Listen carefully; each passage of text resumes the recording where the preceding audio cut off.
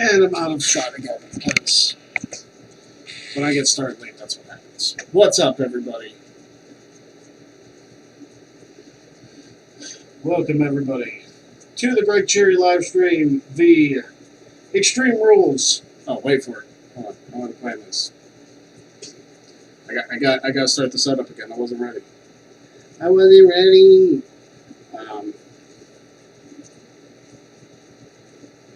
Extreme Rules, the horror show.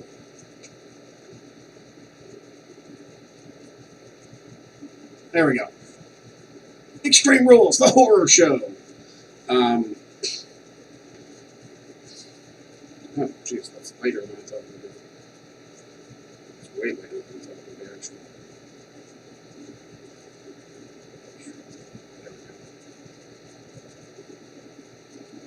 actually. Okay, cool. So, that would have worked better if I had it planned out. Welcome to the Extreme Rules pre-show. I am, of course, the Pennsylvania sensation and the greatest wrestling trivia mind ever, by the shirt, Greg Cherry. And we're going to have a fun one today. We are. This is probably the least Extreme Rules pay-per-views of all of them. I'm going to move this wire because it's driving me insane. But hey, it is what it is. This is probably the least Extreme Rules show of all of them. I don't know why. There's very little stipulations to this show. And maybe this is a sign that they're going to do away with all the gimmick-esque pay-per-views and just, like, straight up do regular pay-per-views. Or maybe this is just something to get them through the pandemic. I don't know.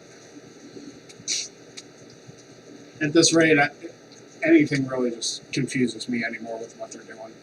But I'm still going to watch.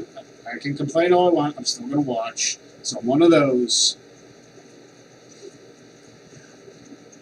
With all of us with our expectations so low for WWE shows, I say a lot of us. I'm not one with expectations that low, but a lot of people just crap on everything WWE does just because it happens to exist.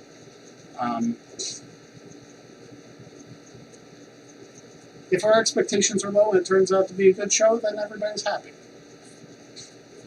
Maybe that's the idea. Set the bar low so then you can put out a good show and surprise everybody. I don't know.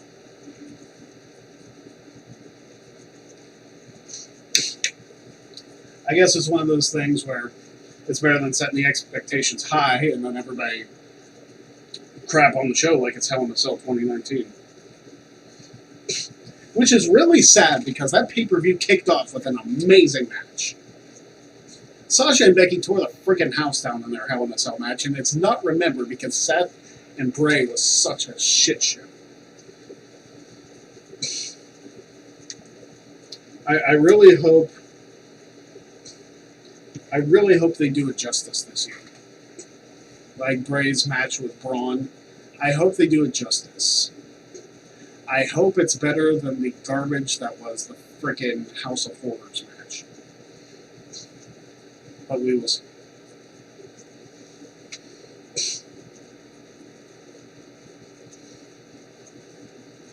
So what is up, everybody in the chats?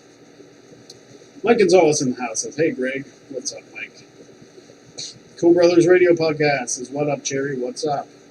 Infamous Chris says, "What up, KO 2.0? Do I really look like Kevin Owens? Is it because of the beard and the hairstyle? Is that what it is? Because, hold on. When I, like, do I look like freaking KO? I'm probably not as witty as Kevin Owens, but do I really look like him? On objective opinion, I inquiring minds want to know. So here, freeze frame for a few seconds. You make your decision. KO or no KO? Of course, if I look like Kevin Owens, couldn't I just be TKO?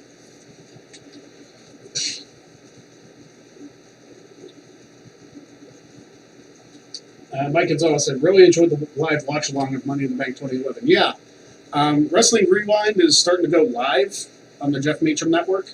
Which, by the way, you can do his watch-along of Extreme Rules tonight over on the Jeff Meacham Network. Ha, Jeff, I got your plug-in, so shut up.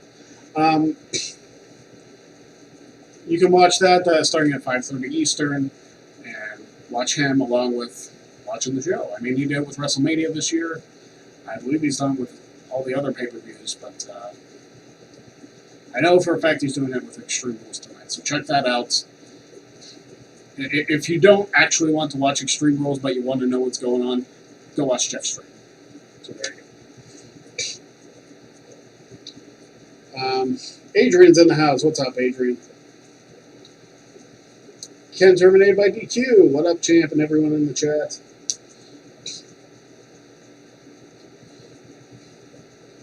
Ken says, I have a feeling that the Wyatt Strowman match is going to be a huge letdown. The title is not on the line. Yeah, it's a non-title match. Which makes me think Strowman's going to win still. I mean, the stipulation in there with it being a non-title match, I think I picked Strowman against conventional wisdom. Because it's non-title, it leads me to think Bray's going to win, but I think they might just surprise us. To just have...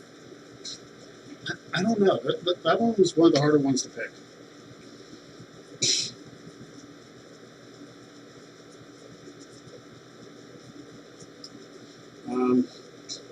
Pretty much a split vote on whether or not I look like Kevin Owens. So, there you go.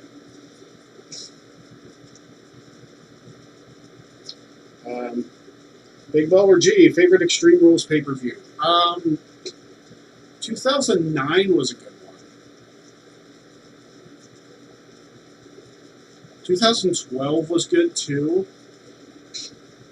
Because Daniel Bryan and Sheamus actually got to wrestle a match. You had CM Punk and Jericho in their street fights. I mean, that one was a solid one. 2014 was super underrated, also. Both of those good shows. The Holiday, Chris Mace. Hello, everyone. I like Naomi, but she hasn't done anything ever since she came back with the Afro. I like the Afro. I don't know if that has anything to do with anything. I mean, Naomi is ridiculously talented and athletic. We all know that. Maybe it's leading to a heel turn. We don't know. Because she's been doing the glow gimmick for about 4 years without much of a change. So maybe she needs a little bit of a change. Jermaine Presley. Hi, Greg. Since we are hours away from Extreme Rules, for your pick on Sasha versus Asuka, has it changed? I think I picked Asuka to retain. I don't want Asuka to retain, but I picked Asuka to retain. Since my picks are locked in with Noah Foster, I kind of have to stick with that. I would love Sasha to win, and then Sasha and Bayley just run rampant over everybody, saying that they're the best women's wrestlers alive, this and that and the other thing. But at the same time, I don't want Sasha to have another week-long reign with a singles championship. She's already had 4 ridiculously short reigns. Maybe she'll get a lengthy reign with the SmackDown one. I don't know. I hope so. Champ, I got a question about WWE champions, but if you want to focus on the pay-per-view, let me know. I don't care, Ken. We can talk about whatever we want. This conversation steers however you want. It's like open phone lines on a radio show, for those that actually listen to talk radio. It's like open phones. Talk about whatever you want. Yeah, we can talk about WWE champions. How many times have we talked football on this show? Or baseball, or something completely unrelated from professional wrestling? Just because the title of the thing says Greg Cherry's WWE live stream, it doesn't stick to WWE. It doesn't even stick to the same business. So, it's fine. Yeah, whatever. I see you super chat. Cleaver, Colin Andrew with $10 super chat. Thank you. Thank you, Cleaver. Hope you're enjoying that shirt, too. That was a tough one, but a fun one to design. There's Noah.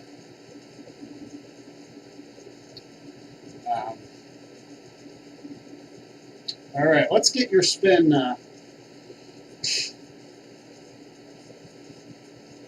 Thanks, Noah, for the bio shirt, yes.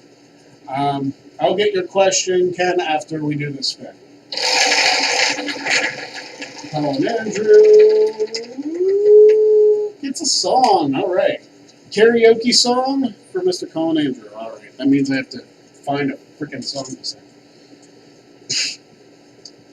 After like 2 months of not singing a song, now this is my third one in less than 2 weeks.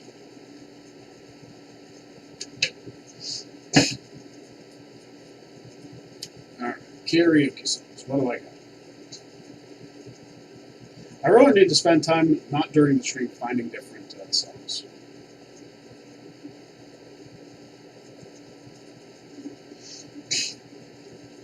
Have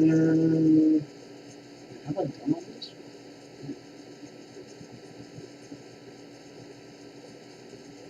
All right. This is a good one. So if you remember the Desire videos in 2002,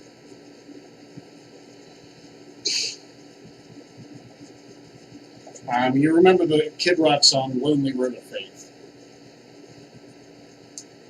So that is going to be the song I sang to kick us off as far as spins go. So,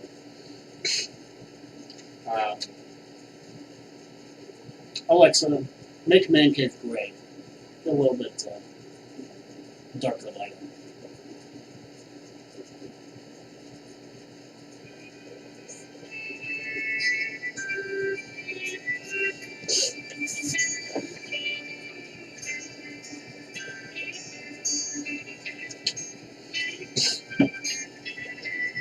I really enjoyed the song because it's relatively in my range. With me having such a deep voice, it's hard to find really good karaoke songs in my range of vocals. So let's hope I can do it justice. Here we go. Up and down that lonely road of faith, I have been there, unprepared for the storms and the tides that rise.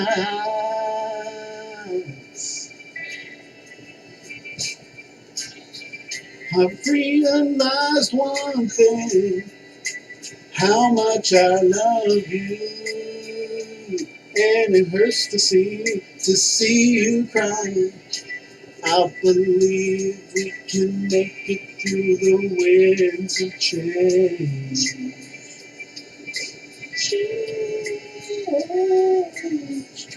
Woo,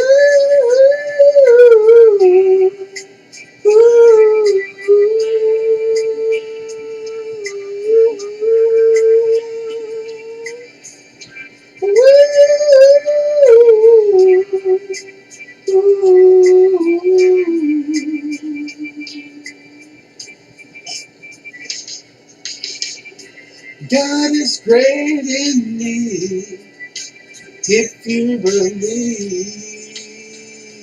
in the everlasting. Yeah, we got it. Make some sense of the pieces that we find. Oh no, oh no. And if you just hold on, I won't let you fall. I won't let you fall, no. We can make it through the storms and the winds of change. Change. Woo.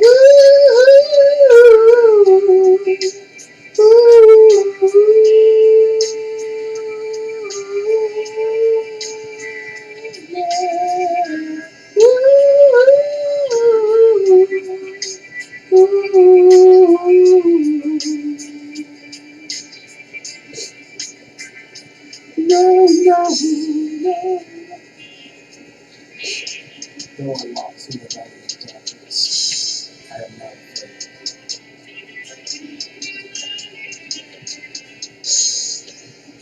I think I was ahead of it, because I know I'm not alone. Yeah, I was way ahead of it. I don't have the lyrics, so this one's tough.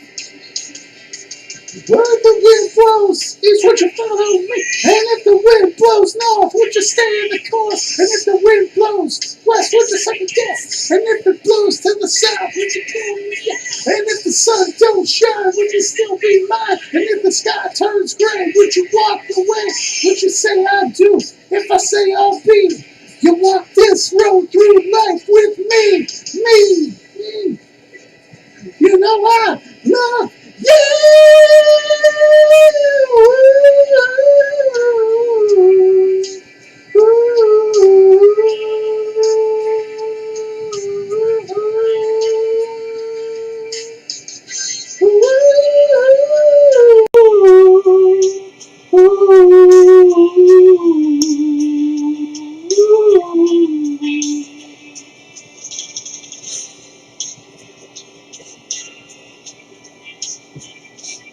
I really like this song. On this lonely road of fate, on this lonely road of fate.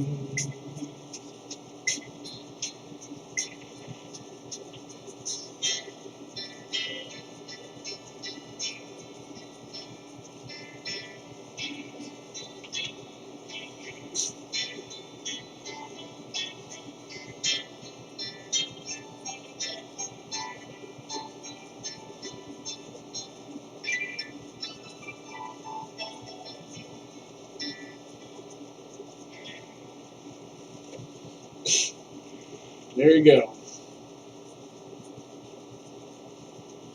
There was your song, Mr. Andrew. Oh my goodness. What did I miss?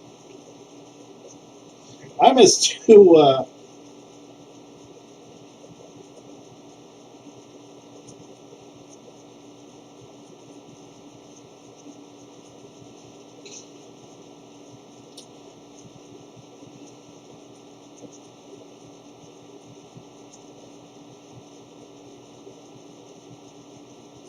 damn savage comments, man.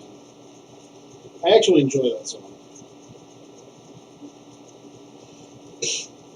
But Big Mower G with the $10 super chat. Do you think they will start a build-up between Sasha and Bayley tonight to start a feud leading to SummerSlam, or is it too late? The reason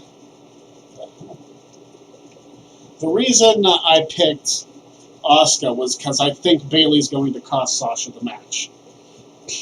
Not intentionally, maybe intentionally, but I think that'll start the feud. Like Bayley says that she's the only two-time champ, or something like that, or she'll accidentally cost her the match, and then they'll lose the tag team championship somewhere along the line, and then they can have their one-on-one match for the SmackDown Women's title. So, Big G, here's your spin, brother.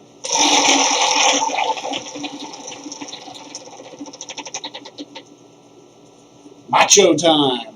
Okay, Big G, let me know what you want me to cut a promo on in Macho Man's voice. And Adrian told me to please stop singing, but he donated €10 anyway.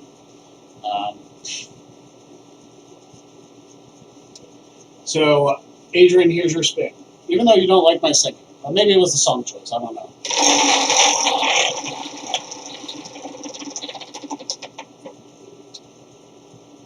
Well, look at that, would you?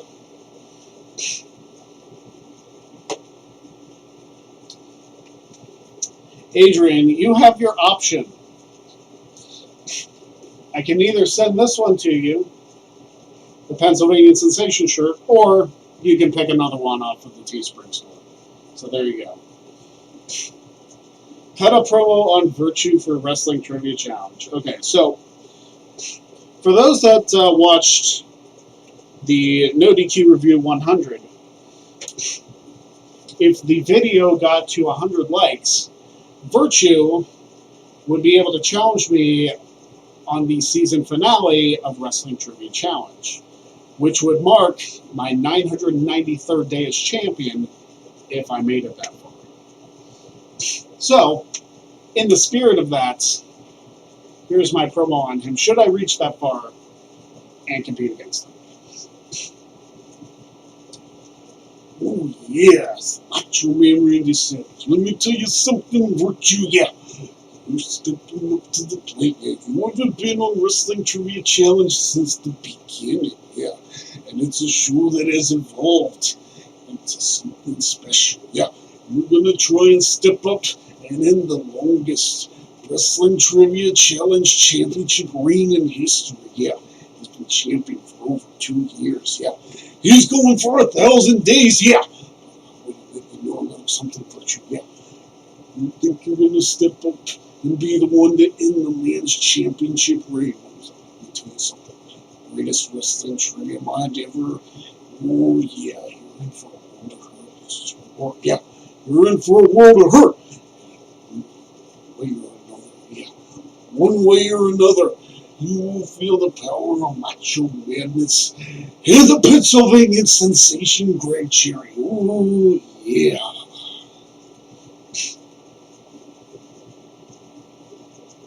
Alright, so, Adrian in the chat says he wants this particular t-shirt right here, the Pennsylvania Sensation one. So, I will get this one sent off to you, folded up a lot nicer than I'm doing it.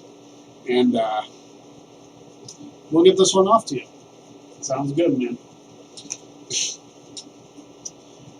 So many people in the house for this.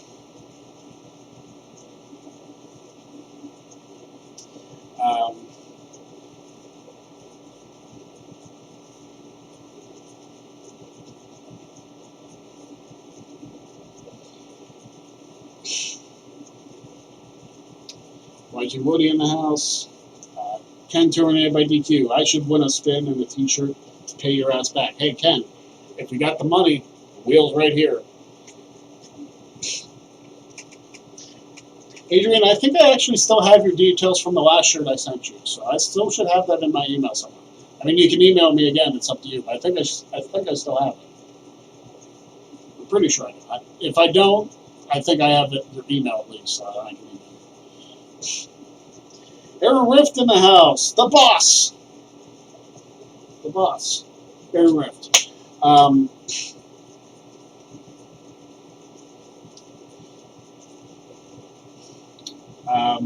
Big Baller G, now that people are back in Impact, now that they have people back in Impact, do you think they will be back up with WWE or at least AEW? I like the fact that Impact is going so hard, and unfortunately I didn't get to catch Slammiversary. I wanted to, but I wasn't home like at all last night. So hopefully I can catch it at some point. I don't know. I would like to see it. I heard it was a great show, and there was a lot that went on. I know what went on at least. So I don't want to spoil anything for those that haven't seen the show. But a lot of people returned. We have a new Impact World Champion. So there you go. But I think it could be. I would like to see wrestling start to boom again, and that people feel like they can follow more companies than just WWE and AEW. They can follow New Japan. They can follow Impact. They can follow Ring of Honor. Although Ring of Honor, I don't know if they're even running shows at this point. NWA says they're not dead. So Billy Corgan says that the NWA is not going away. They just can't film shows right now. So I don't know what it is. Y2 Woody, who was the first to be eliminated in the 2004 Survivor Series elimination match, and who were left standing at the end? Well, Orton was the sole survivor. The first person eliminated from that, I believe, was Chris Benoit.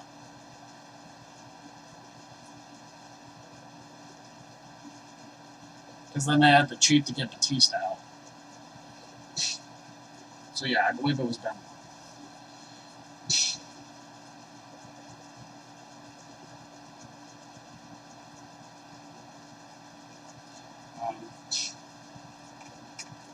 How come they're calling Extreme Rules the horror show when Raw has been the real horror show for the past few years? Yeah, Raw has been kind of a train wreck, sadly. SmackDown and NXT are far better than Raw has been. I'm telling you, it's the 3-hour thing of Raw. If they cut back to 2 hours, it's the overexposure thing. And I said this before. Raw needs to cut back to 2 hours. I've been saying this for years. It's like, less is more. Less is more. If you have 3 hours where you still can't find storylines for half of your roster, you have an extra hour that SmackDown does, and SmackDown has more individual storylines than Raw does. Why do you only have like 3 people be the focus of Raw? Everybody should have an underlying storyline. I understand it's not the Attitude Era, where everybody mattered, but it should be. If you're on the roster, you should matter. You should not be a jobber. You should not have your stars who have had these storylines just be jobbers. If you want them to have matches and you don't have anything for them, put them on main event. Bring back Sunday Night Heat. Do something, for crying out loud.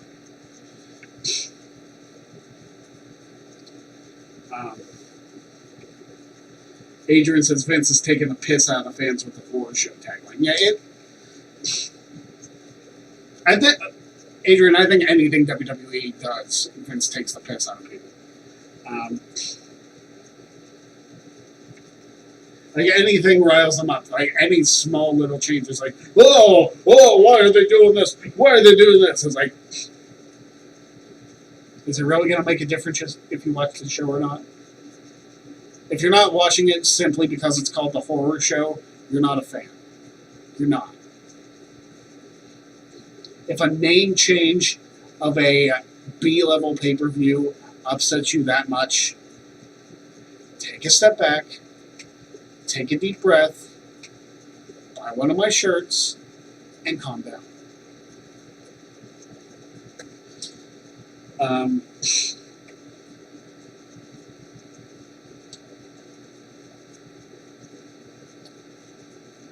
Let's see. Adrian Rain should shave his head. I mean, he probably could. Like, maybe he will do that when he comes back. And then he'll look pretty much like The Rock. 42nd Street Matthew, say what you will about Vince Russo, but wherever he wrote wrestling TV, everyone had a story. That's very true. Like all the undercard, say what you will about WCW 2000 and like the early years of the Attitude Era, but everybody on the show had a purpose. Sure, some of the stuff that Vince Russo, I think it's been 20 years, guys. We should get off of Russo's back. Not everybody.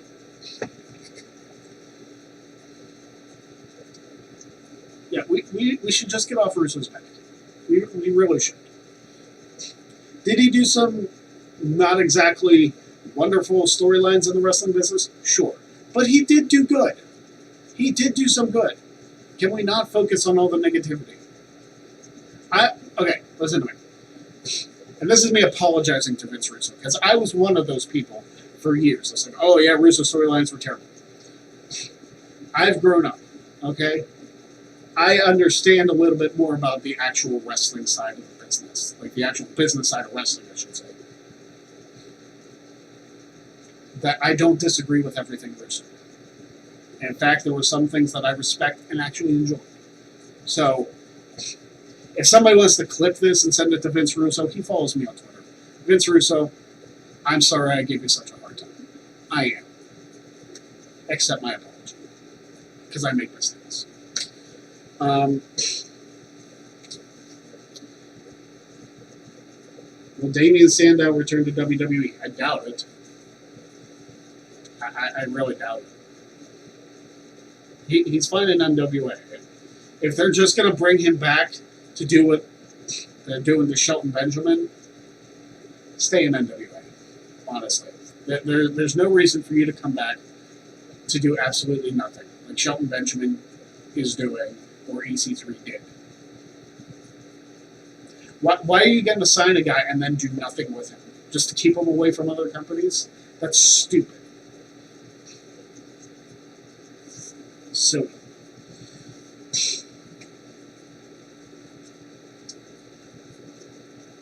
Didn't Russo come up with the Viagra on a pole match? Probably, but like I said, you can't. Everything that happened in WCW 2000 was not bad. Think about Bash at the Beach 2000. What happened on that show? Only the second African American World Heavyweight Champion in company history happened on that show during Russo's time. And Russo was the one who went out on live pay-per-view and said, Jeff Jarrett and Booker T are going to wrestle for the WCW title, and they're going to tear the house down. I'm not exactly quoting, I'm summarizing. But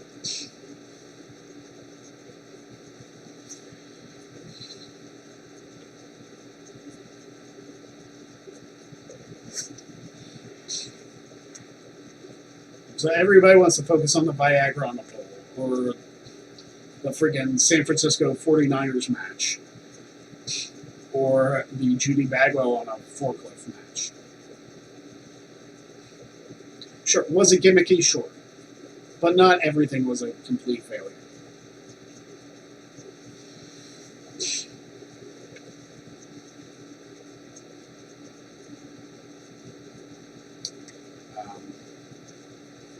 What's your favorite storyline during lockdown in all of wrestling? Sasha and Bayley.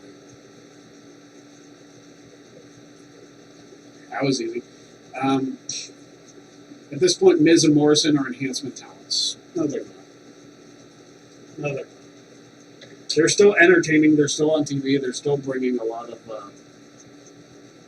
entertainment to the...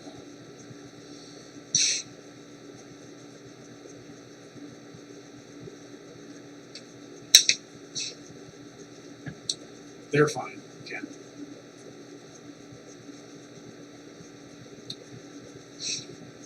Mike Gonzalez says, I like listening to Russo talk about wrestling, but not a fan of his booking. I mean, I'm going to say this also. Booking wrestling shows is hard. It really is.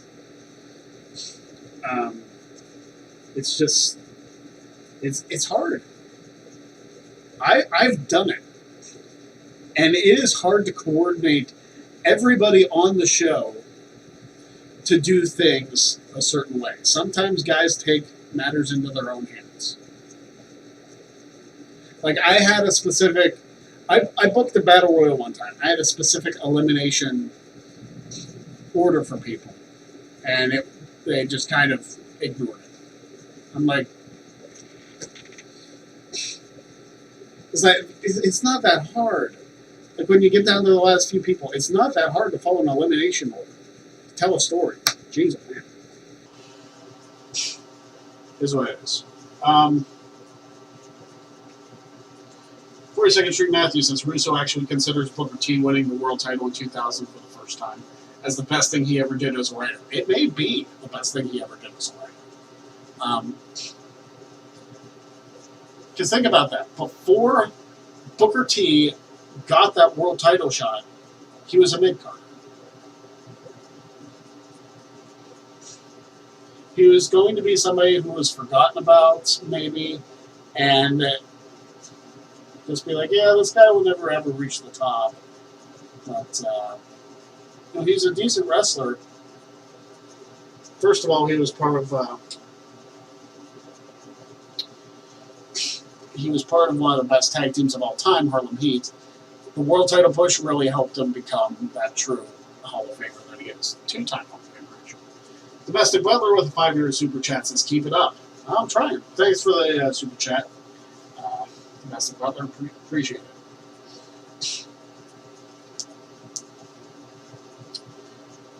Morrison lost to Strowman in 5 seconds.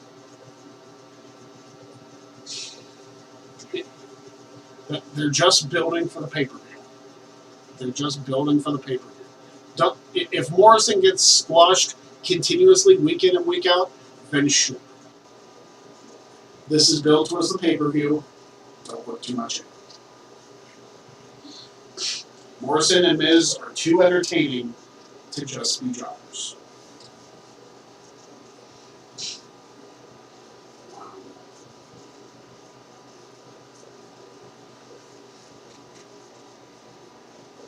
Great Cherry Mark. Tessa Blanchard to debut at Evolution 2. If they do an Evolution 2, like everybody was speculating that that's what was going to be announced. It was like, and that ended up being just like Asuka to promote a tag match. It's like, don't tease like a mystery guest and then have it be somebody on your current roster. Now, don't do that garbage. The only time stuff like that kind of works is with open challenges for titles, which also should not be limited to just your current roster. Cena's U.S. Open Challenge was the last good Open Challenge story. It is. Tell me I'm wrong. Because there hasn't been a single like decent Open Challenge storyline really since. Or really before.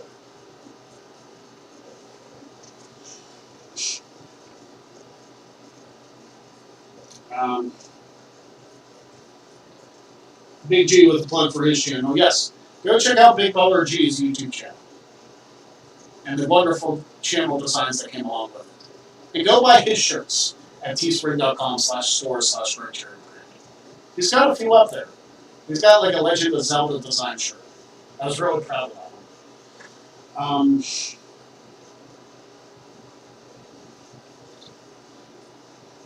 Mike Gonzalez, what do you think the finish of the eye for an eye match? Someone's eye actually gets taken out. They're not. Let me put it this way. If WWE were to go so far as to actually eject an eye from a human being's skull on TV, I think that would be disgusting. They're not going to actually take somebody's eye out.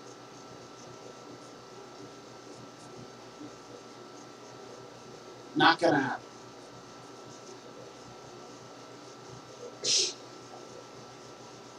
And then how would you explain when they're able to get both eyes back? It's like, oh, I had an eye transplant. Again, booking yourselves into a corner.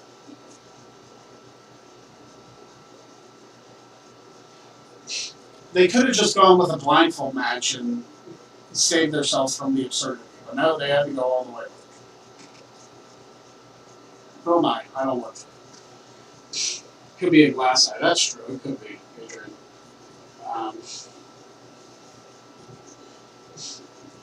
Would you like Dominic turning heel, joining Rollins and Murphy, engaging out of his dad's eye? I mean, that's on par with David Flair joining Russo and turning on Rick, you know?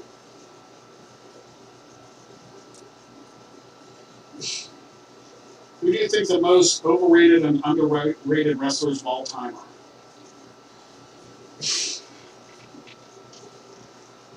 Overrated wrestler. Well, Cesaro is underrated. We all knew that. Most overrated wrestler of all time? Hogan, probably.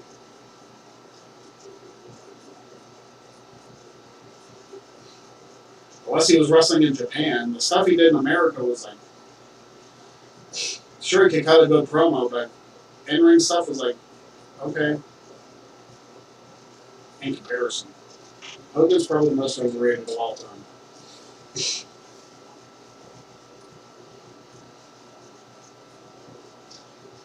Chris Butler has a good point. It says everyone talking about the eye for an eye match. Even right there, the WWE wins. Yeah, because they're talking about it. So there's actually going to be interest there for that to happen.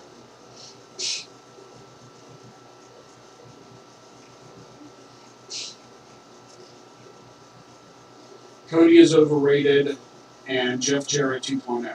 AEW is just WCW and TNA 2.0. I should die down in 4 years. I doubt it. Shelton Benjamin is extremely underrated also. I agree with that.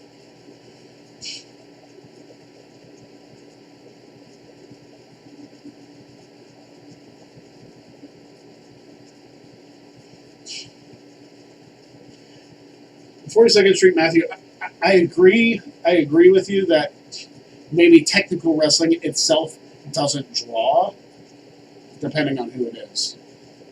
But if we're just talking about wrestler ability and not drawing power, like, there's so many factors that you can consider. It's like, okay, what are you considering when you say overrated? Do you mean in terms of drawing ability? Do you mean in terms of actual technical ability? Do you mean in terms of, like, favorites? There's so many things that you can weigh when you say they're overrated. Overrated how?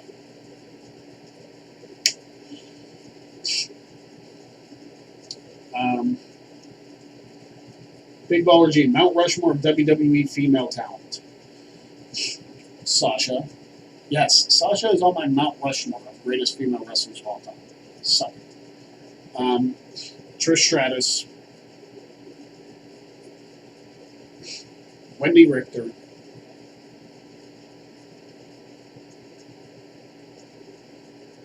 And Sensational Sherry.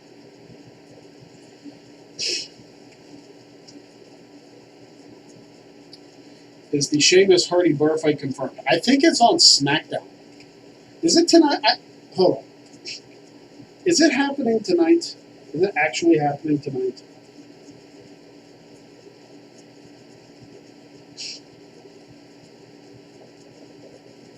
I need to figure that out.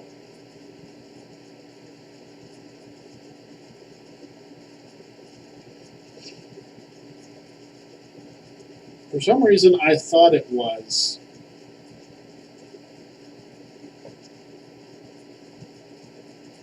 I mean, maybe it is tonight. I don't know. Yeah, I think it's on SmackDown. I think the Jeff Hardy-Sheamus match is on SmackDown and not the pay-per-view, which seems stupid.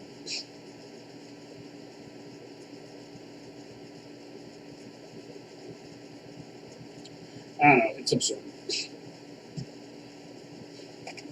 Yeah, it is SmackDown. That's what I thought, because they're doing Big Show Orton in an unsanctioned match on Raw. It's like, why are you having all the gimmick matches on your TV shows and not freaking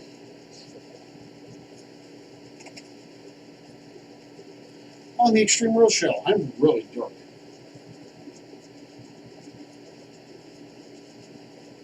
There we go. That's better.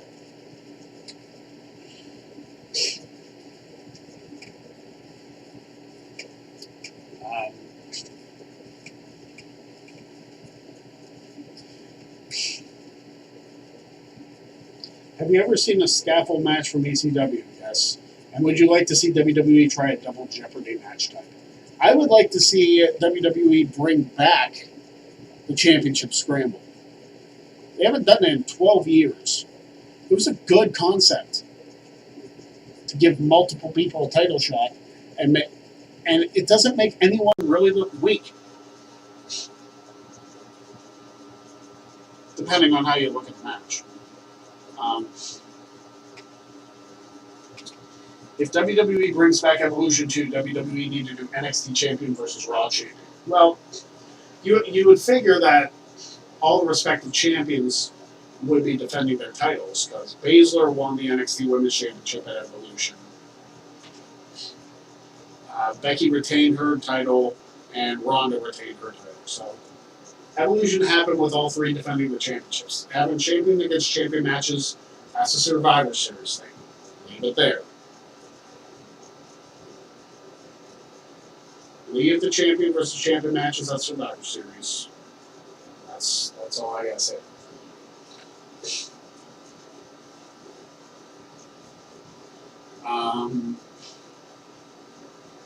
They're trying to draw ratings. I understand why they're doing it. I understand, G, why they're doing it. It just, Why could you not announce other matches for Raw and SmackDown? It's like you have to have your storyline matches on Raw and SmackDown because you're not drawing viewers. People are going to watch the show. People are going to watch Extreme Rules.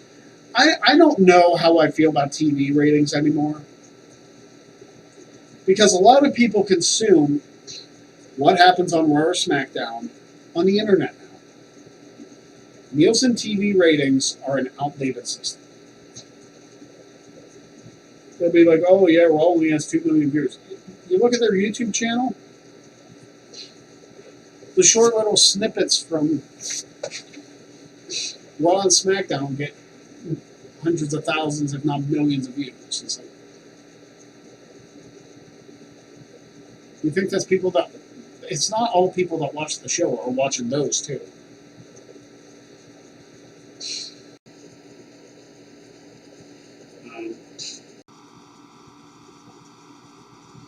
Do you think Matt Riddle could be a favorite to win the Rumble if it happens? I don't want to live in a world where the Rumble doesn't happen. They will figure out a way. Plus, conspiracy theory, the Royal Rumble's happening in 2021, which is after the presidential election. It won't be a big deal in the news. It won't be a big deal in the news after November of 2020. Nobody will care about it anymore because the election won't happen.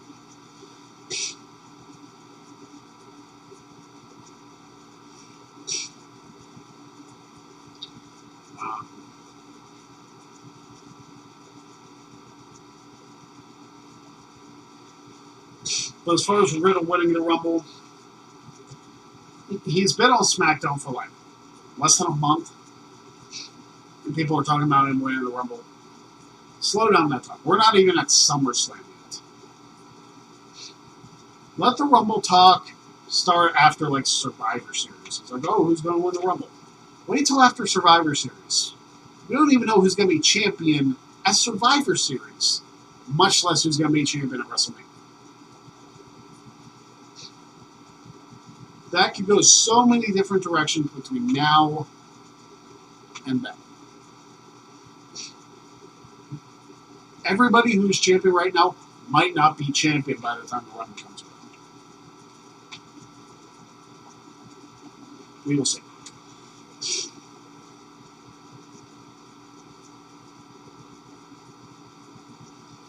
Curtis Butler says,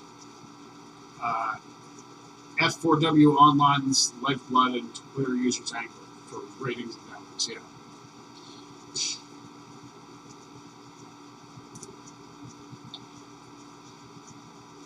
As long as Roman doesn't win the Rumble, I want AJ to win the Rumble.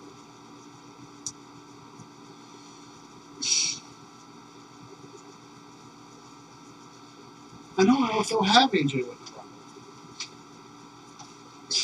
If AJ hadn't gotten hurt off of Edge's spear, he probably would have lasted longer. This year's.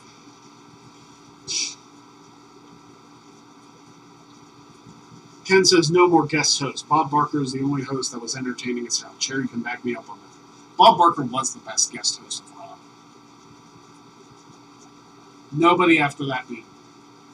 Sorry.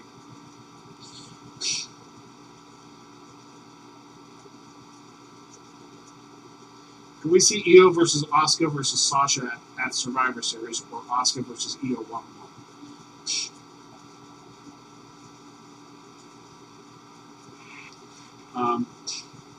And yes, as far as I know, Bob Barker is still alive.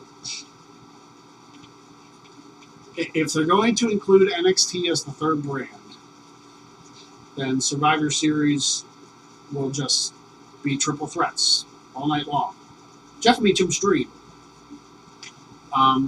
Because he hates triple threat matches. And that's pretty much all Survivor Series was, aside from the title matches.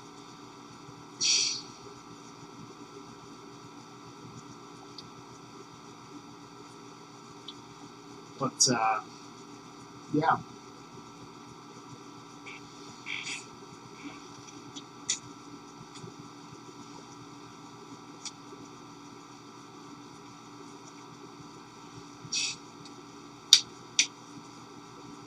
Bob Barker's almost 100.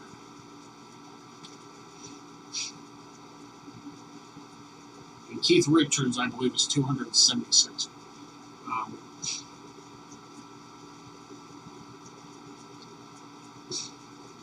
Curtis Butler says AJ over-rotated for that spear for match. Yeah, he did. Did Big Ben host the Raw? Yeah, and of course, as a Steelers fan, I enjoyed when Big Ben Roethlisberger hosted Raw. Bob Barker was still a better host in general. Roethlisberger is a fan of wrestling. I mean, we've seen that. But Bob Barker, overall, as a host, was better. I mean, gee, I don't know how that happened. He was a host on TV for 50 years. So,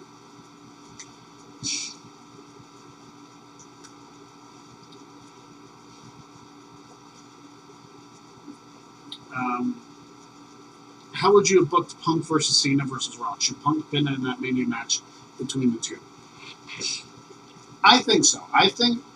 But the question is, if you do that, how do you save face? Do you have Punk continue his championship reign past WrestleMania? Have him beat Cena and give The Rock even more of a psychological edge, and then book Cena Rock for 30 where Cena finally gets the win over him? I mean, maybe that's how you do it. The Rock, in this scenario, The Rock does not face CM Punk at the Royal Rumble. Punk beats whoever he faces at the Rumble, retains at the Elimination Chamber, and then it's Punk versus Rock versus Cena at Mania. Punk retains by pinning Cena. Rock talks trash to him the next night. They book a rematch for WrestleMania 30, be like, you can't beat me. You can't beat anybody anymore. You're washed up. You're done. Blah, blah, blah, blah. And then Cena gets the big victory over The Rock at WrestleMania 30. And that prevents Bray Wyatt from getting buried early. So many things. It's the Mandela effect or something like that.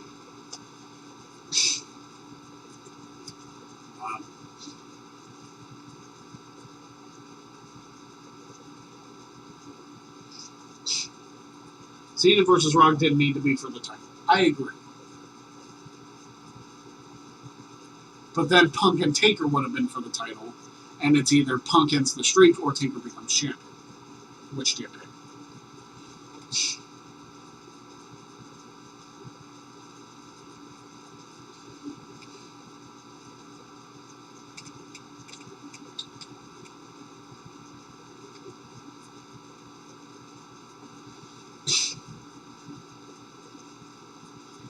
Mike Gonzalez says if Rock doesn't get hurt at 29, I think he's going to face Lesnar at 30, and Cena would have fought Taker. That would have been interesting. But can you imagine? Everybody was shocked when Brock beat Taker. Can you imagine if John Cena was the one to end the streak? Cena didn't need it. He was already, at that point, WrestleMania 30... He was already at that point a 14-time champion.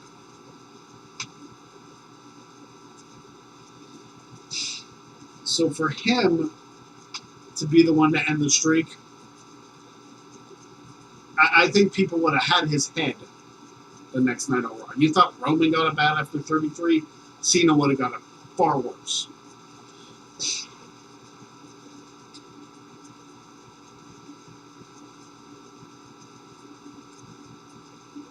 I'm surprised we never got Cena versus Taker when they were both in their primes at Mania. Yeah.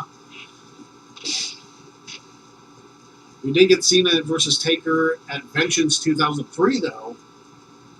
So there's that. If you want to watch a younger John Cena face The Undertaker in a pay-per-view.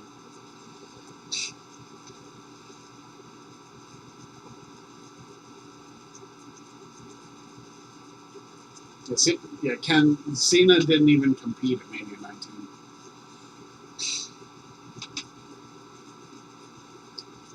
19. Greg Cherry Mark says Jericho is the best thing in wrestling today besides Orange Cassidy and The Fiend. I mean, the Jericho and Orange Cassidy storyline is very entertaining for me.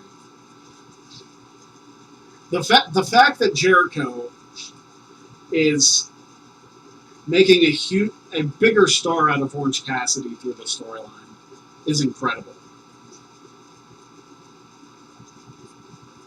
Jericho can get anything and anybody over. That's why he's one of the greatest of all time.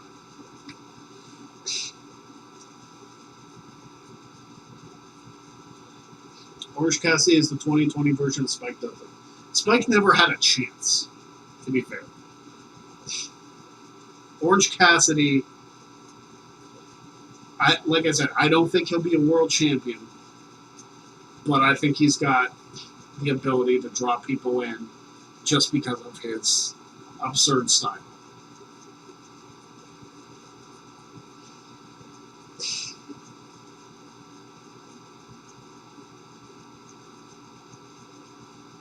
If the streak had to end, a heel had to end it. True. If Cena beat him and turned heel, that would have been amazing. Also true.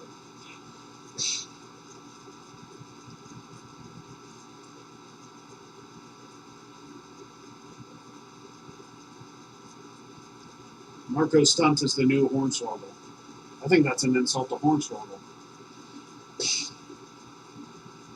If Triple H had won the King of the Ring a year before he did, as was originally planned, do you think Austin would have taken off as quick as he did? I don't know. So Steve Austin can basically credit his career to the curtain call. It's like, hey, if Triple H hadn't taken all the heat and taken all the garbage he had to deal with in '96, which wasn't for long, he became Intercontinental Champion. But if he didn't have to take all that, and he would have been King of the Ring in '96, Austin 316 may never have happened. Austin versus McMahon may have never happened. Quite frankly, we might be talking about WCW Starrcade right now, as opposed to WrestleMania.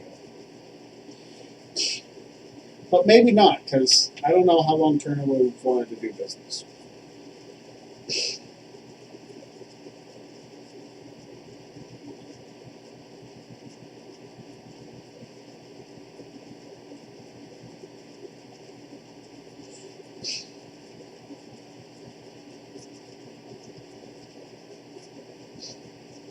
Orange Cassidy's rise is reminding me of 2014 Daniel Bryan. I don't know if I'd go that route because I think he's having a meteoric rise. I don't see it ending in a championship victory. Unless it's a clash of styles and the champion's like, I'm not going to take this guy seriously. And then Cassidy comes out all fire and then beats him. But Orange Cassidy has not won a big match yet. That's the difference.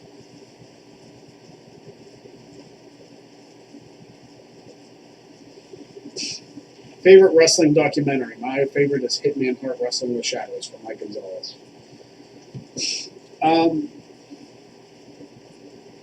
Wrestling with Shadows was a good one. It's been forever since I've watched that.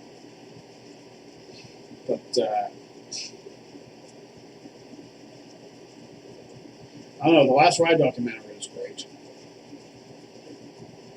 The Rise and Fall of ECW was good too.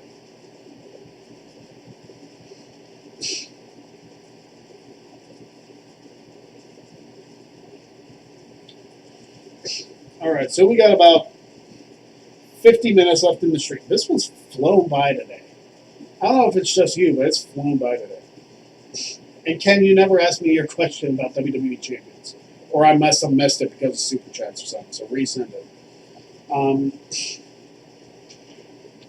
But I do want to let everybody know, got a new episode of Wrestling Trivia Challenge coming this Friday on youtube.com/GregCherryBrand. Of course, buy this shirt also, which Adrian's getting, and many, many other shirts, including the Greatest Wrestling Trivia Mind Ever shirt, inspired by Backlash, at teespring.com/stores/GregCherryBrand. Of course, on Instagram and Twitter, you can find my stuff right here at Greg Cherry Brand. I know I got to make the font bigger. I'll do it next week. And also, if you want the money to go directly to me and not all to YouTube, streamlabs.com/luckofthedraw1. Type that into your browser. You can do it while I don't know if it still works. I think it still works while I'm streaming, like on here, and it doesn't have to be on my channel. If you type that in, you can send however much money you want. You have to put in your like a screen name or something. You can type a longer message than YouTube will allow, and you can do it that. And you can do that through PayPal too, as opposed to like using a credit card for super chats. I find it easier when people offer the Streamlabs option because I have money in PayPal and it's linked right to my bank account and all that fun stuff. So,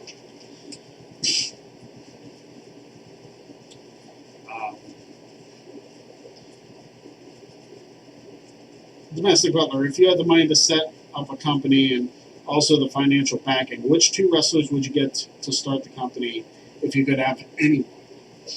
Well, I would take Chris Jericho because I love Jericho's mind. And also Christopher Daniels. Yes, they're both from AEW. But Daniels and Jericho, yes, they're both close to, if not over 50. But their prowess in the ring, their technical ability, their brilliance for the business, I feel like that's unmatched. Personally.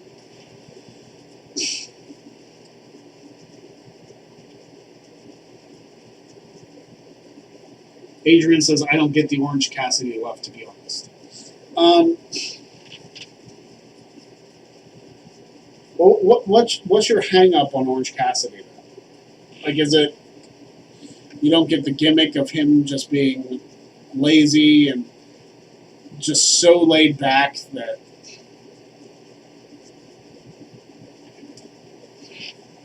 like he just doesn't give a shit about anything? Sitting there with the sunglasses and the half thumbs up.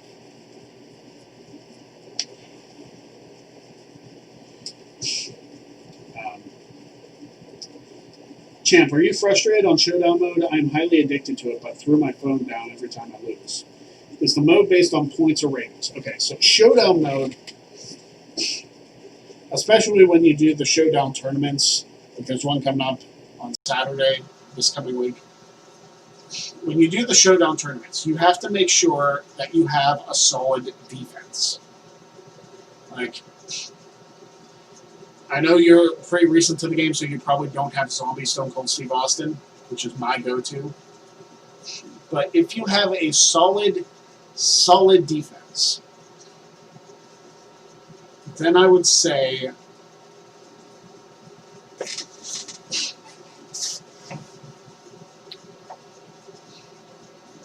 if you have a solid defense, I would say that what you want to do is pick opponents that you think you have a good chance of beating. Like, make sure you use your perks in the game.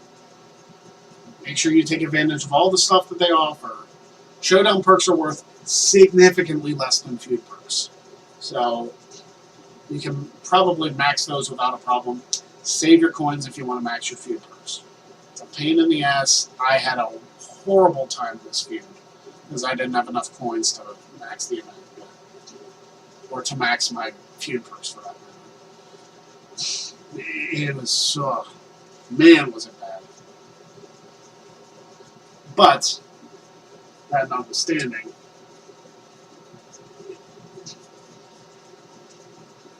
you need a solid defense for Showdown, and then you keep attacking people. If you check your logs, and you feel like you can beat people higher up than you, like if they have like 800, like their rating's 800 and you're at 600, if you feel like you can beat them, you can actually gain more ground in Showdown if you beat them. It's a risk, but you can still do it.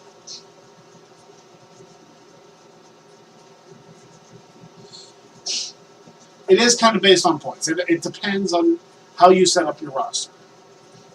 when you get Showdown coins on Sunday morning, it's based on where you are currently as far as Showdown goes. Like, I'm at like 22. I might be higher than that. I think it might be like 24. But where I am for Showdown,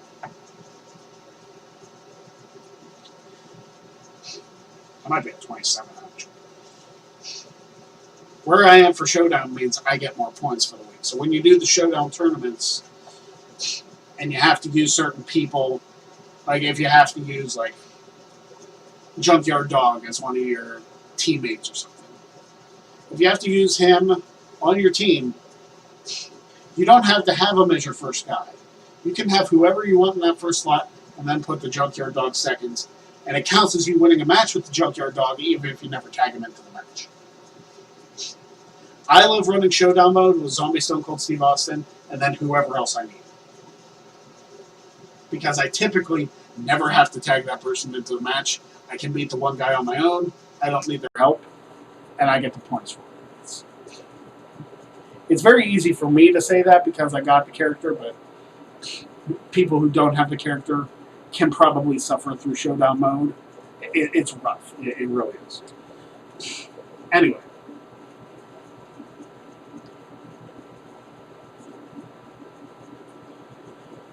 What's your favorite feud of all time in wrestling?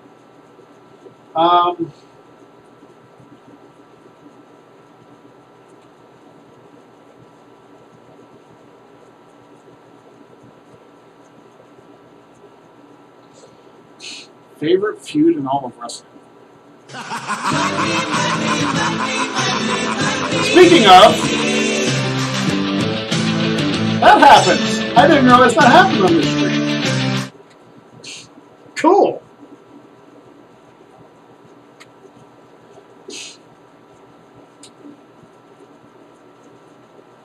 I didn't realize that. That's cool. I thought that only happened like when I thought that only happened on my channel. I didn't realize that happened over here. That's awesome. So when you donate through Streamlabs at streamlabs.com/lookatthedraw1, when you do that, you get your name up here for the duration of the stream. Well, at least until 5 people do it. But there you go. So thank you, Chris Ross. Thank you for the super chat for the Streamlabs. So you get a spin now, brother. And he says, why will tonight's Eye for an Eye match be my favorite match of all time? Also, when will Ryback be in AEW? Thanks. Chris, thank you. Because it's fucking ridiculous, that's why. Just like everything else. We're all marks and everything's a work. And the match will be fucking ridiculous. That's why it will be your favorite match of all time. Appreciate it. Ken with a $3.30 super chat says, thank you for answering my champions question. You're welcome. So Chris gets a spin. Here we go.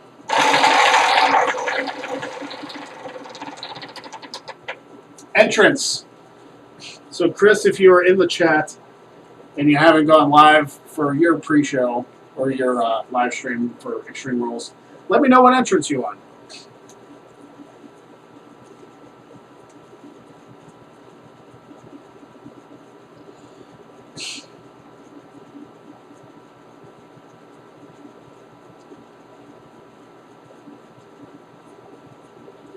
You want Ryback's entrance. Makes sense. You brought it up. Go follow him at dead_end_old. And at NatMassKO. Entertaining as hell. Go follow their Patreon. All right. Ryback's entrance.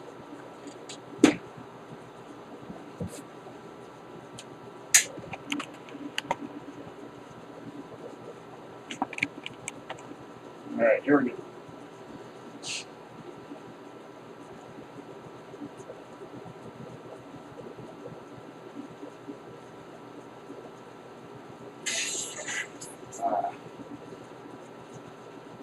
I hate that ads play before these.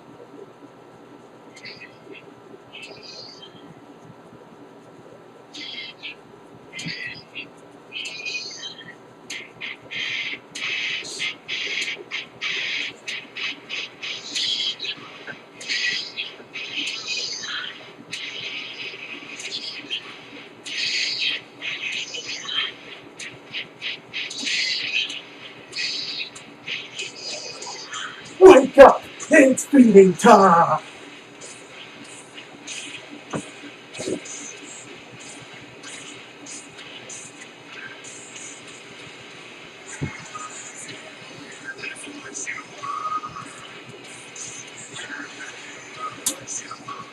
Why that?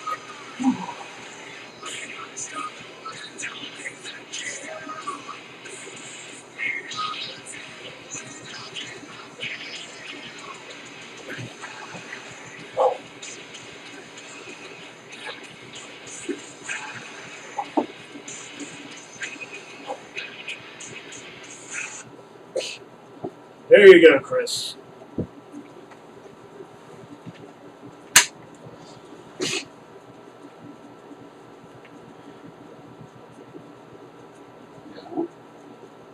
This one.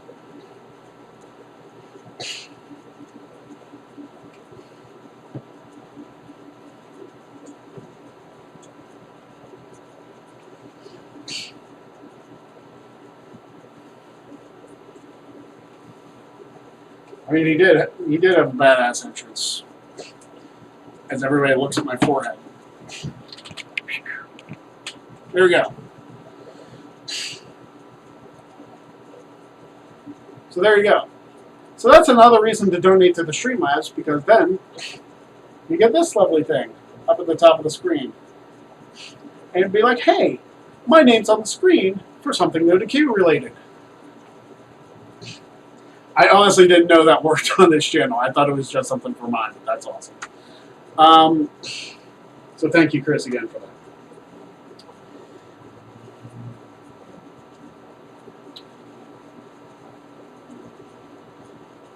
Big Baller G, have heard Zack Ryder's new theme. It's by Downstate. I'm thinking he's going to AEW. That's possible. I haven't heard it yet. I'm meaning to, because I like Downstate's music. They do a lot of wrestling things though. They do Ziggler's, they do Cody's. A lot of wrestling things. I know, I say a lot and there was only two, but they've done more than that. They do Miz's too, I believe.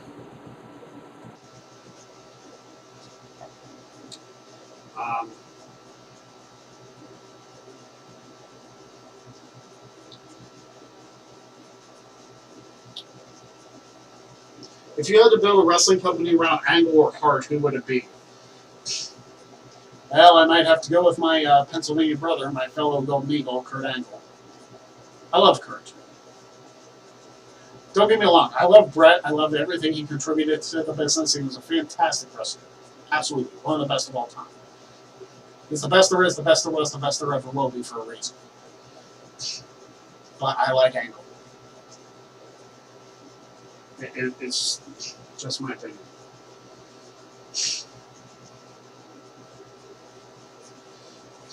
Eric Wade, Ken, I have a 967K roster in League 15. Talking about WWE champions. Eric, is it sad I have a 1.1 million roster and I'm still League 14 because I refuse to level my 4-star gold guys? I want to get Farouk and Mr. Perfect, but if they're available in League 15, then I'll just have to freaking bite the bullet. Because I heard you don't get Latino Heat Eddie Guerrero, like, in the League 15 loot, but I already have him. So it's like, if Farouk and Perfect are available in League 15, then I need to move up in the world and go to that loot.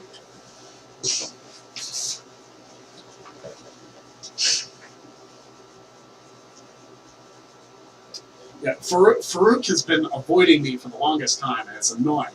Especially when he was needed for this last event. It was like, dang it, I don't have Farouk. It's like, I want Farouk. I know they just came out with the APA version of him, too. It's like, give me a version of Farouk.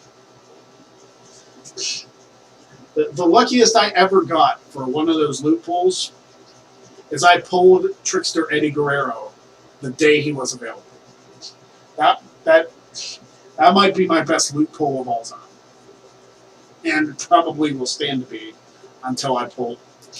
I pulled a 4-star gold Kevin Nash when loot was broken with his gear. So that one was technically the best, but it's like, Okay. Yeah.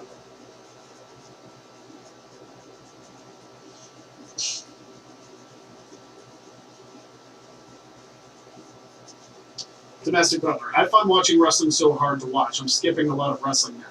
I don't know if wrestling will ever get back to where it was in '97. I miss the cliffhanger storylines. I've said this before. I miss cliffhanger storylines too. It's like if you just end the show and don't give me something to want to tune in the following week, or give me like any storylines, they're going through the motions, and they have been for years.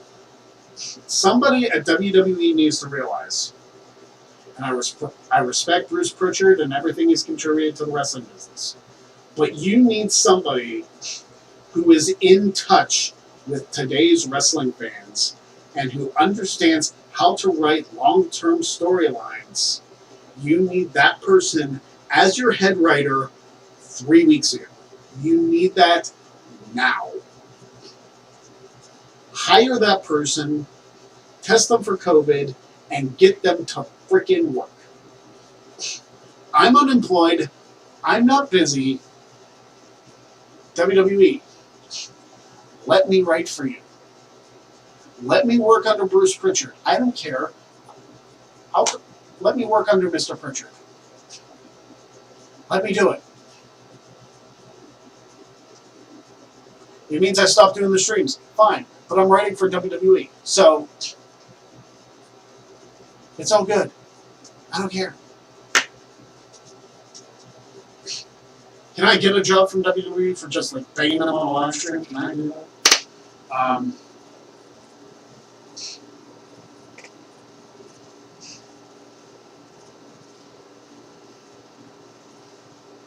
Farouk is in League 15, looted at 4-star silver, and tech perfect with 4-star bronze. Okay, so.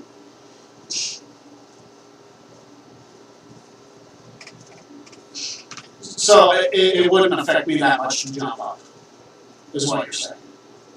And I get, odds are I'd probably get a better chance to get it perfect for League 15 than I would for freaking League 14.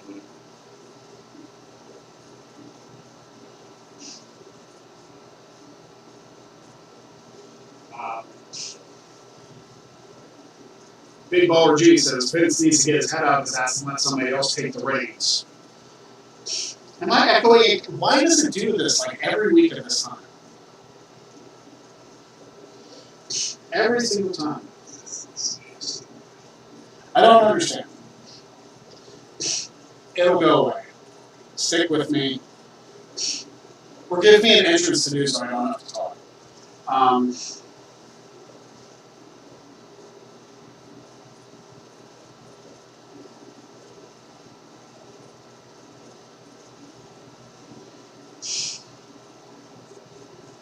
Matt Humphrey, the problem is all the writers that are writing for an audience a lot. Then give me a job with AEW. I'll work for Cody. I don't care. I'll work for Cody and the Bucks. Give me a job with Impact. Give me a job with some wrestling company. I don't care. You would think somewhere along the line that the greatest wrestling trivia mind of all time would be somewhere I would be useful in a wrestling company.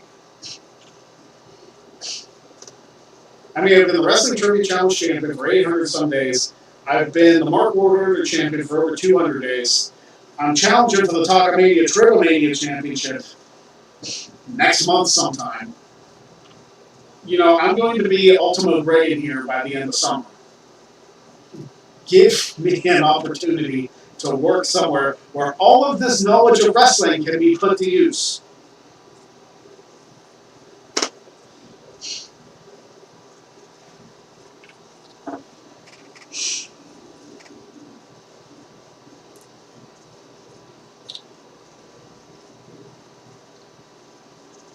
Chris Industry Matthews is when I win Powerball. You and me both, brother.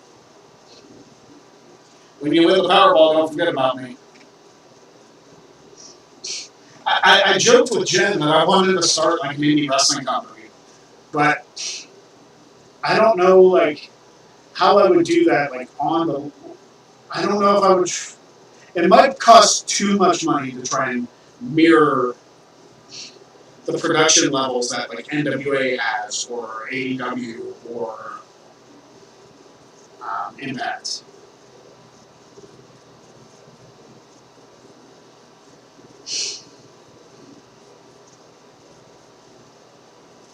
I don't know.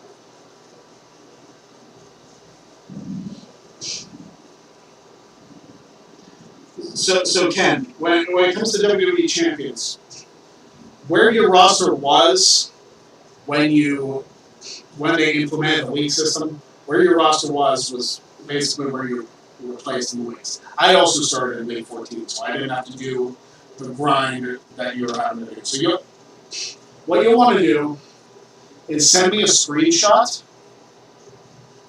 Send me a screenshot of your like league requirements, so I know what you're talking about. Otherwise, I won't be able to help you.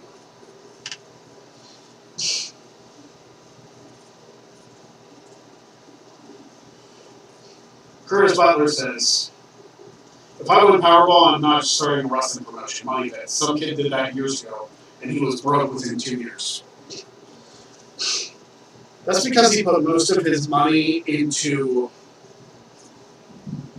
like the production value and all that stuff. Like, I have thought about this, and if it's an indie promotion, indie wrestlers don't necessarily make a lot of money. Would they make a little more with my company if I decided to do that? Of course, you give them a little extra. But they wouldn't be working as many dates, or they would work exclusively with me. And the shows would only be running like once every 2 weeks. So it's not like you would have weekly programming or something like that. It would be like a start.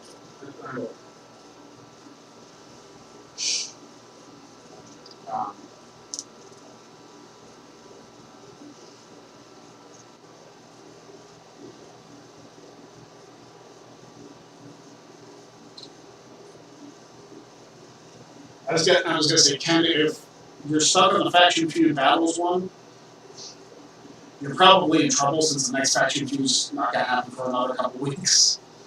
So there you go.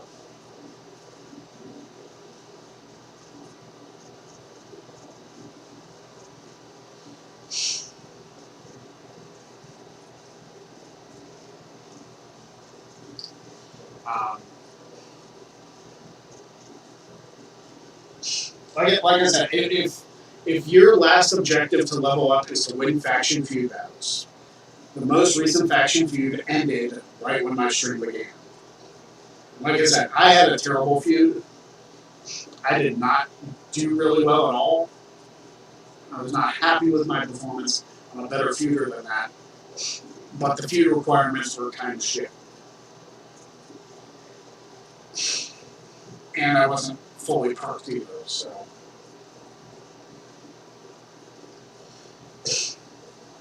Would you move the Rumble date if no crowds were possible? I think we will have crowds by the Royal Rumble.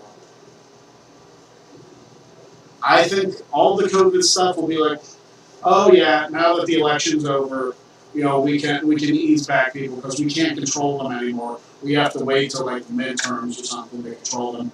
Blah blah blah. We will have crowds back by the road to WrestleMania season. Crowds will be back by the Rumble. It'll be fun.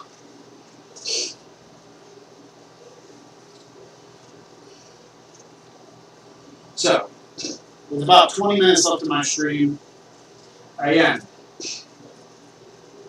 youtube.com/GregCherryBrand. I like to get my plugs out now because it's starting to rain. Cool.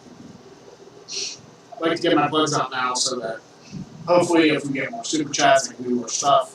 I stay on as long as you guys super chat. So if I get super chats at like 5 o'clock and do entrances and stuff, and you guys keep sending me stuff to spin, I will keep doing this stuff until you guys stop. So really up to you.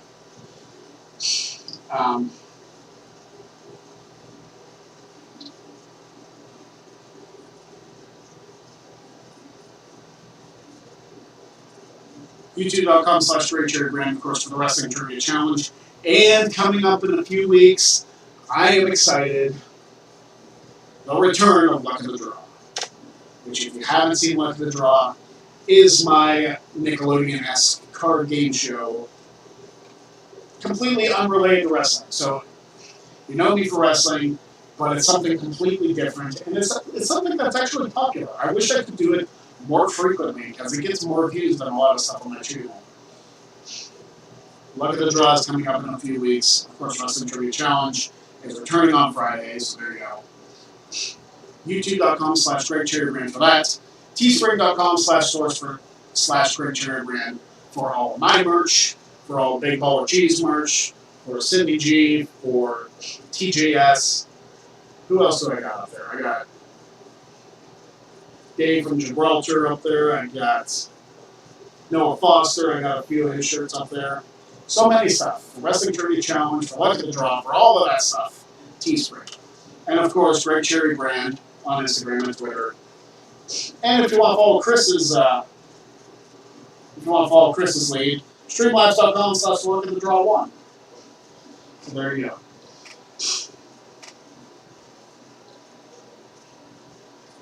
"42nd Street Matthews," as it's entertaining. Luck of the Draw, that is. Well, brother, I hope you can make it when that day comes, because we've been talking about it since last year, doing a documentary of Luck of the Draw, which I think would be fantastic. And you can interview some of the people that are playing and all that fun stuff. I really hope we can pull it off. I know with all the COVID stuff, it's really tough. It's an outside event. We're gonna be far enough away from each other. It's not going to be an issue, and that's why.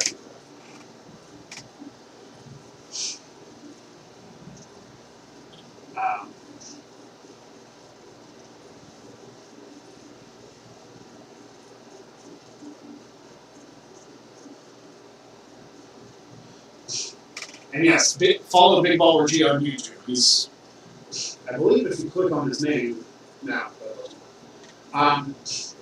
Search for Big Baller G on YouTube. Go to his channel. Support him. Follow him on Twitter also. His name's too long for me to remember on Twitter, but I follow him.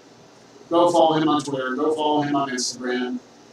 All that fun stuff. Big G's a good guy. And he's got a wedding coming up next year, so go support the guy. We can use that.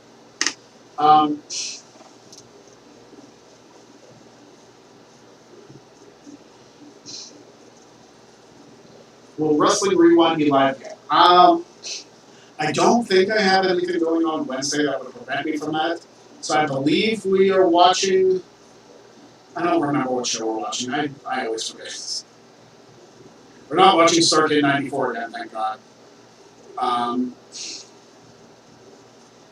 think it's Raw 1000. I think this is Raw 1000 week. So, there's that.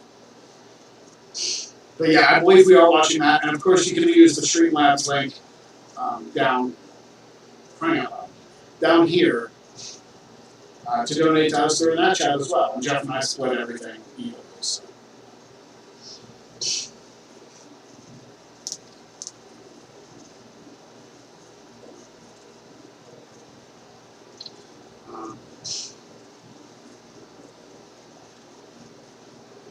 Domestic Butler, would you rather watch a great face or heel? It depends. Because great baby faces can draw you in. Great heels can be entertaining and make you hate them. I would rather watch. I think I would rather watch a great heel. Just because if they get under your skin enough, if they do their job well enough, see Tommaso Ciampa a couple years ago. See MJF now.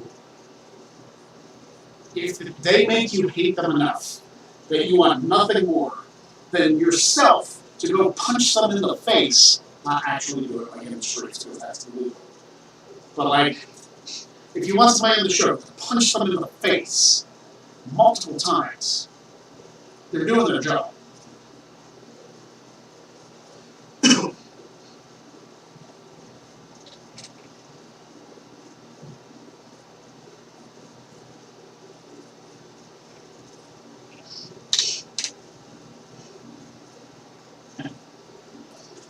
Adrian says heels never got under my skin, so there wasn't. Then there hasn't been a heel who's done his job effectively, essentially. If there has never been a heel in wrestling history that makes you like, I want to see that guy get the crap kicked out of him, then they're not doing their jobs effectively.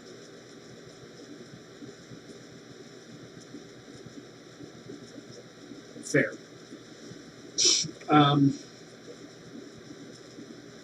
David Bryan says, when will Nia Jax return? There aren't that many women on the roster now. Oh, the Echoes are gone. Good. That makes any entrances that I do, that means there won't be any Echoes.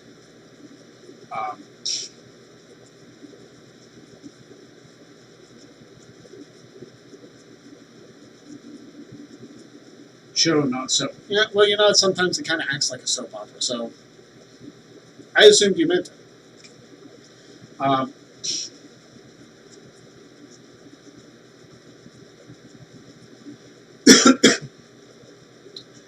Kevin says, can WWE have another women WrestleMania main event?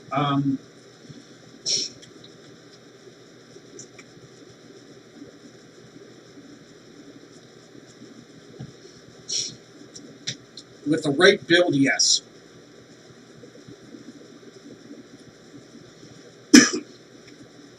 But it has to be your absolute top draw at the time. Your top draw should always main event WrestleMania. Period.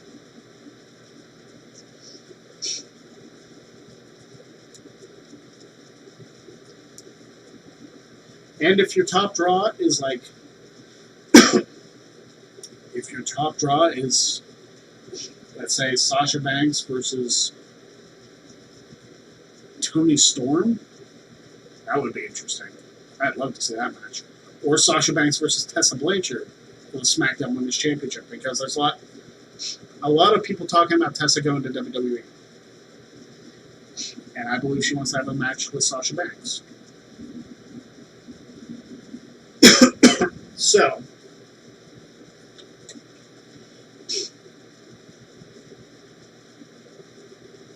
I got something stuck in my throat. Excuse me. So yeah, it's possible with the right people. Big Baller G, will you be getting WWE Battleground when it comes out? I might. I might wait till my birthday to get it. Because it'll be shortly after that. But I also want to check out the reviews of it first. See how it translates to the gaming community. See how many people enjoy it. If it gets the reviews 2K20 did, I'm not going to get it. I never got 2K20. It was the first WWE game in about over 20 years that I didn't purchase the annual release on. I wasn't going to spend $60 on a game I was going to play once and hate it. It just wasn't going to happen.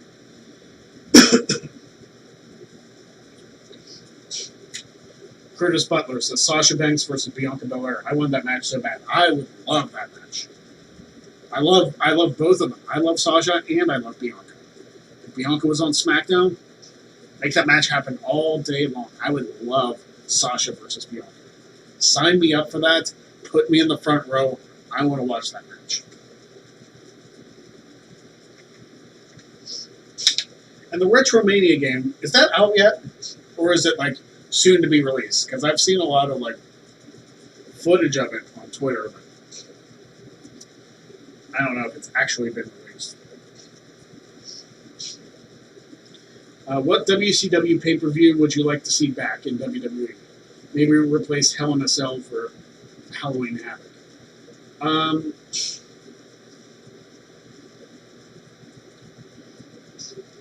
I mean, that would be fine. I wouldn't mind replacing Hell in a Cell with Halloween Havoc. I wouldn't mind them seeing them use more WCW properties. I mean, you're sitting on them. Why not use them instead of... And you could do a Hell in a Cell match at Halloween Havoc. Or do your freaking As long as you don't do the Doomsday Cage match or whatever the hell that was.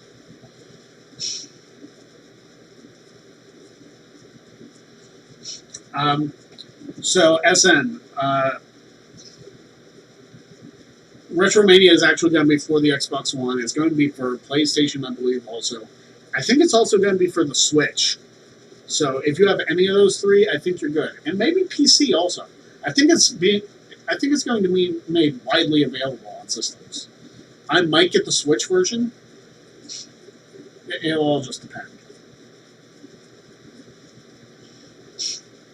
Eric Wade, spin the wheel, make the deal. Only if somebody sends me money. It is on the Switch, too. Okay. Big Baller G, did you see the new Chucky ad for the TV series? I have not. And I don't think it'd be anything I'd be interested in anyway. Never been a fan of the horror genre. I just haven't been. What do you think means more to wrestlers? Main eventing WrestleMania or winning the Royal Rumble? As winning the Royal Rumble doesn't guarantee you the main event. For me, it would mean more to me to win the Royal Rumble. Sure, I'll take the WrestleMania main event. That would be cool. But let's say I went to the main event WrestleMania and lost. And then I never main event WrestleMania again. I could live with that if I won the Royal Rumble. Because I'd forever be a Royal Rumble winner. People remember that more than they remember who main evented WrestleMania. Typically. Unless the main event of WrestleMania, whoever won the Rumble won the main event of WrestleMania. Then you remember that too. But typically, you don't remember those people as much who won the Royal Rumble but didn't win the championship match at WrestleMania. Typically.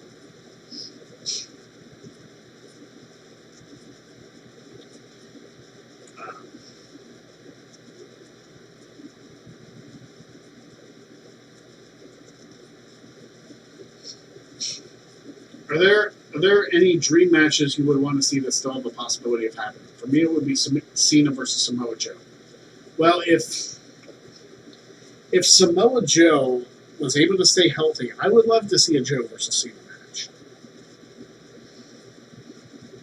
I don't know what other dream matches out there are possible that have not been done yet. I'd still love to see Shawn Michaels and AJ Styles if Shawn decides that he wants to retire on a good match. Because let's face it, that crowd jewel match was... If anybody could bring Shawn out of retirement for a solid wrestling match, I think it would be AJ. AJ versus The Rock would be great, too.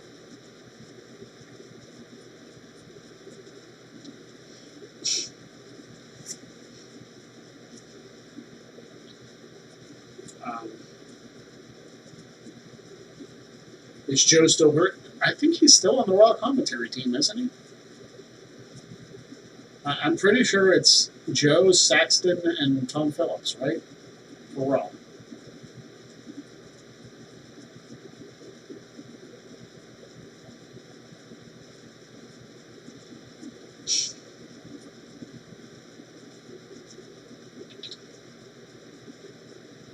Adrian says they should bring Harvey back.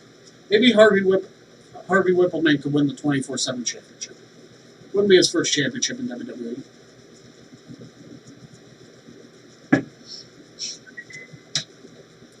Oh, hey, cool.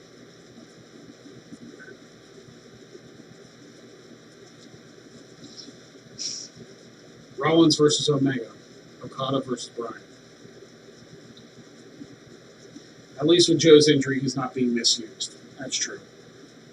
I mean, Joe can always be relied on for talking when it comes to wrestling.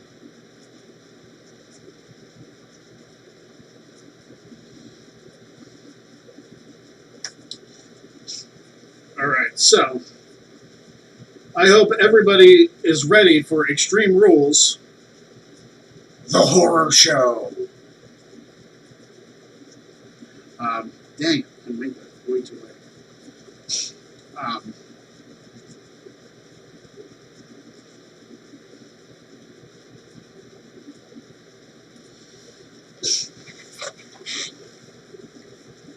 And I hope everybody has a good time with the show.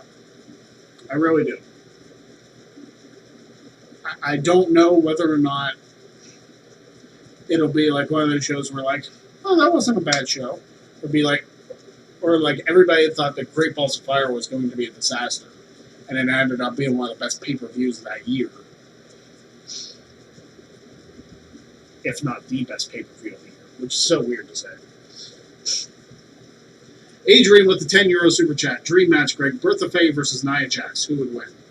I would give the win to Nia. I was actually at the arena when Bertha Faye became women's champion at SummerSlam. So, there's that. I might have gone to the bathroom for that. Sorry, Medusa.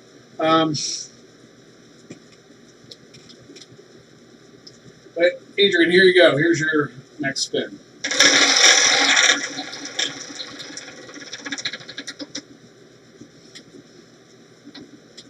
Entrance. What do you want?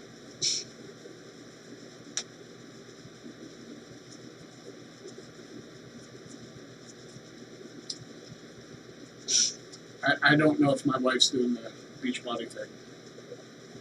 So, that's fine. In case anybody asks.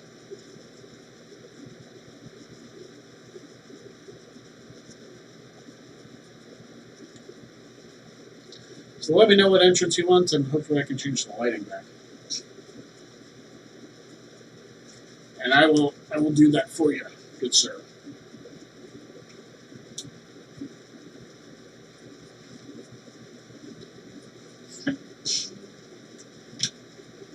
Nia Jax's entrance. Of course.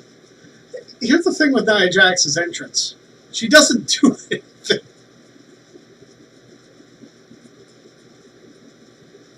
But you pay for it, so. Who am I? Who am I to judge?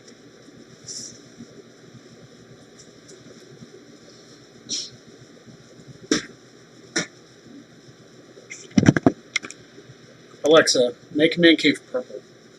I don't know how to set Man Cave to that setting. Alexa, make Man Cave purple. Okay.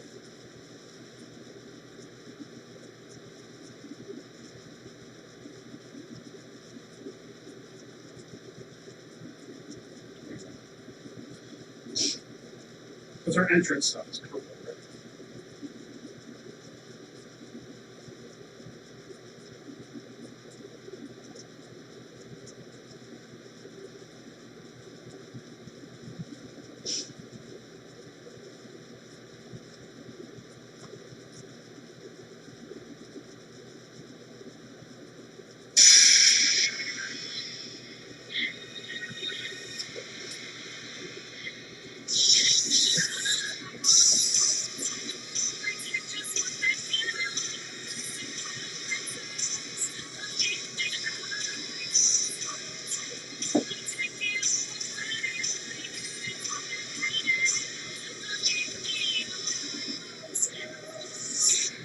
All right, back in the day, you had to get like the super close up of her eyes. So hold on.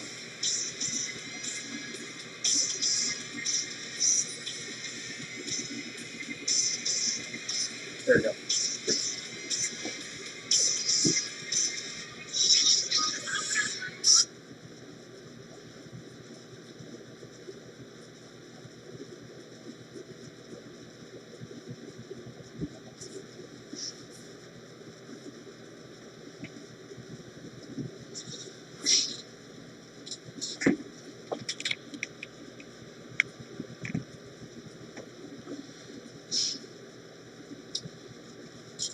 So there you go.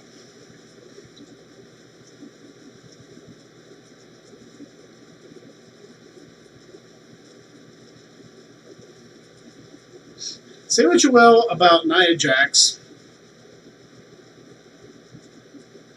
She's got a beautiful smile and beautiful eyes. All I'm saying.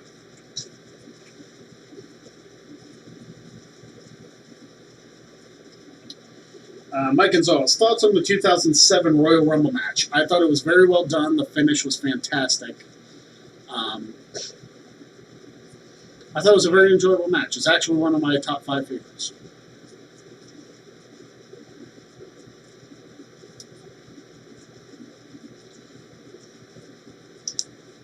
Hey, Jeff, geez, right at the tail end of the stream, right after I do Nia Jax's entrance. You need to donate something and give me an entrance now. I plugged your shit like an hour and a half ago and you just got here. Jeez.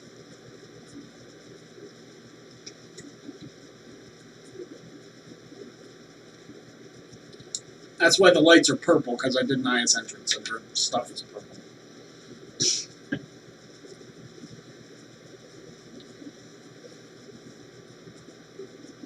Jeff knows I give him a hard time, like, all the time.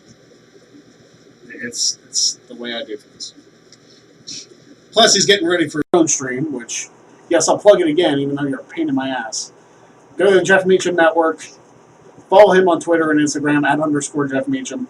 He'll provide the stream link. It's on Facebook, too. It's everywhere. Wherever you get Jeff Meacham. Do the watch along with Extreme Rules. There. You got 2 plugs. Pain in my ass. All right.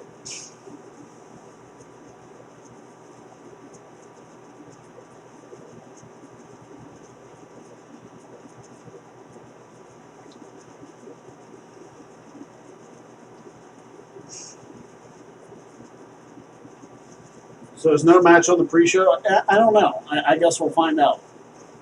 I can't do predictions for Owens and Murphy if it just got confirmed. Besides, I thought Owens was staying home. Like whatever. But anyway, we've hit 5 o'clock. Unless another super chat comes through, I will finish the show doing my plugs as always. So, YouTube.com/GregCherryBrand for Wrestling Trivia Challenge and for the future episodes of Luck at the Draw. Teespring.com/store/GregCherryBrand. Buy a shirt, support the brand. So many of them up there. It's all greatly appreciated. And it goes into helping me make more content for you lovely people. And of course, @GregCherryBrand on Instagram, Twitter. And as you can see, anytime I do a stream, streamlabs.com/lookattthedraw1 for much easier payment options to do your donations and stuff. But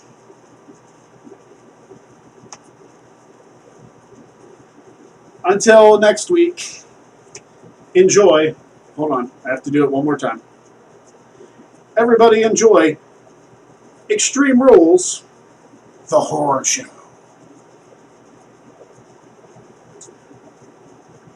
I'm going to just double check for super chats.